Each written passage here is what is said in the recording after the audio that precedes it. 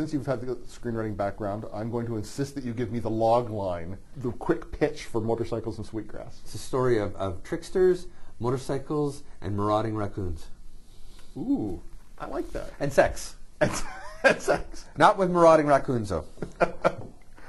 The central character is sort of young kid. He's the third generation that we meet in the book. The grandmother who's dying at the beginning. Mm-hmm. Mother and then Virgil. And the mom's the band chief? Yeah. And where? Otter Lake First Nations, a small reserve in central Ontario. A made-up one or a real one? It's made up, but it's loosely based on my community of Curve Lake, just north of Peterborough. Grandma's dying, but before Grandma goes, this mysterious figure shows up. Riding a vintage 1953 Indian Chief motorcycle. How do you describe the plot? Well, I mean, it's not a beaten down plot. It's about this character that shows up, and based on his interaction with the dying woman, Lillian, who asks him to reintroduce the concept of magic into the community.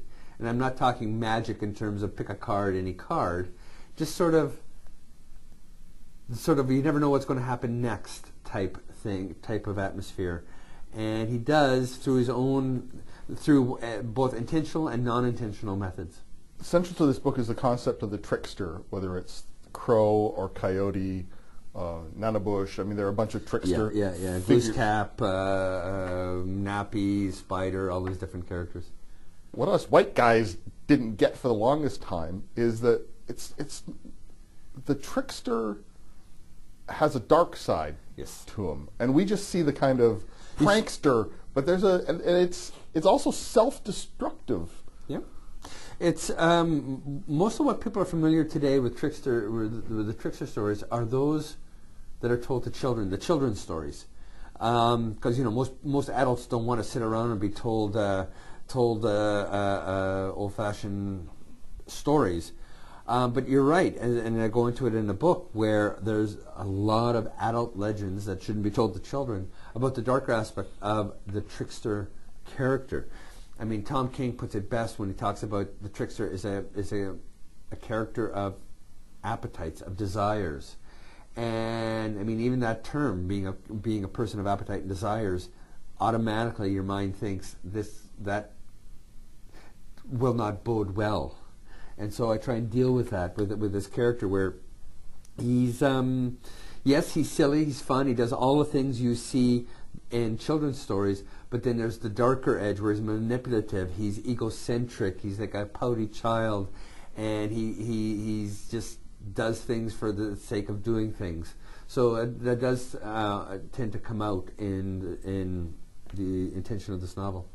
My native friends always go, native cultures, like you white guys throw us all in one big basket, but it's like saying European. Exactly. And then looking at the French and the German and saying, well, you're all the same. And the Finnish and the Italian.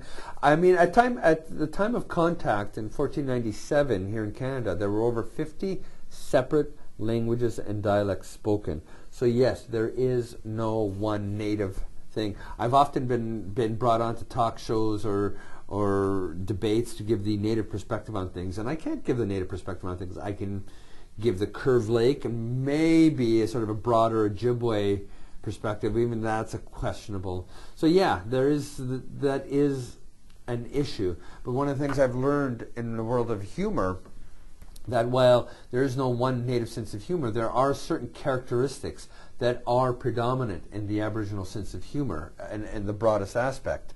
Our humor is very self-deprecatory. We love to make fun of ourselves as an individual, as a nation, or all nations. If you look at the humor of Don Burnstick, popular native stand-up comedian, 90% of his stuff makes fun of other native people. Definition of a native family: a woman goes to the window, looks out, yells to her husband, "Honey, my kid and your kid are beating up on our kid." I actually edited and compiled a book on native humor called Me Funny, and I spent a year collecting Indian jokes. And of the 70 Indian jokes, 60 to 65 make fun of native people. So I find that really interesting. You also wrote what do you call 32 Métis in one room? One full blood. Right? So the second interesting characteristic of native humor is the concept of teasing. I've been to 130 Native communities across Canada and the United States, and in almost every Native community I have been teased. Very affectionately. The more they tease you, the more they like you. Teasing is a sign of acceptance because it's impolite to tease a stranger, at least to their face. Now, there's even an anthropological term for that type of teasing. It's called permitted disrespect. Ooh. Right? So getting back to our original point, there is no one Native thing, but there are certain characteristics that I find are common to most Native cultures. The book is Motorcycles and Sweetgrass. It's a novel from Drew Hayden Taylor, and Motorcycles and Sweetgrass is published by Knopf Canada.